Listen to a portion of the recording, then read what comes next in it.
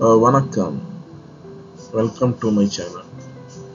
இன்றைய தினத்திற்கான தலைப்புச் செய்திகளை பார்ப்போம். 35 நிமிடங்கள் மட்டுமே. நாகையில் தாவேகா தலைவர் விஜய் 35 நிமிடங்கள் மட்டுமே பிரச்சாரம் செய்ய காவல்துறை அனுமதி. பிரச்சாரத்தின் போது சேதமடையும் சொத்துக்களுக்கு தாவேக்கினரை பொறுப்பேற்க வேண்டும் என்றும் அறிவுறுத்தல். H-1B விசா ட்ரம்ப் புதிய உத்தரவு. அமெரிக்காவின் H-1B விசா பெற இனி ஆண்டுதோறும் $1,00,000 ரூபாய் 88 லட்சம் செலுத்த வேண்டும். செப்டம்பர் 21 முதல் அமலுக்கு வரும் இந்த புதிய உத்தரவு அடுத்த 12 மாதங்களுக்கு சேவையில் இருக்கும். உத்தரவை நீட்டிப்பது குறித்து பிறகு முடிவு செய்யப்படும். வேலைவாய்ப்புகளில் அமெரிக்கர்களுக்கு முன்னுரிமை அளிக்கும் நோக்கில் இது செயல்படுத்தப்படுகிறது. அமெரிக்காவில் நுழைபவர்களுக்கு மட்டுமே இது பொருந்தும். 2024 H-1B விண்ணப்பதாரர்களில் 71% பேர் இந்தியாவை சேர்ந்தவர்கள். இந்த நடவடிக்கை அமெரிக்காவில் வேலைவாய்ப்பு பெறுவதில் இந்தியர்களுக்கு பெரும் சிக்கலை ஏற்படுத்தும்.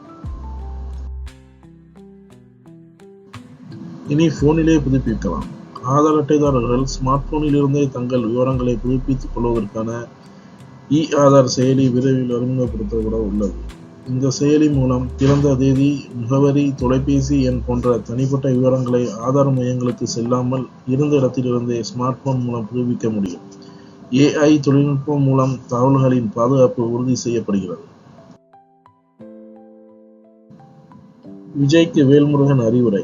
தமிழக வெற்றி கழக தலைவர் நடிகர் விஜய் செயின்ட் ஜார்ஜ் கோட்டையை பிடிக்க ஆசைப்படுவதில் தவறு இல்லை.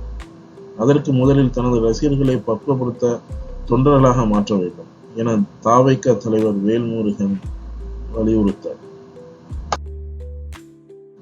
இந்த மண் யாருக்கும் தலை குனியாது. மண் மானம் காக்க புயலென புறப்பட்ட வீரத்தாய் வேலுநாச்சியாரின் வரலாறும், அவருக்கு துணை நின்ற மருது சகோதரர்கள் உள்ளிட்ட தீரமிக்க தமிழர்களின் வரலாறும் இந்த மண் யாருக்கும் தலை குனியாது எனும் வரலாற்றை உறக்கச் சொல்லும். தேங்க்ஸ் ஃபார் வாட்சிங்.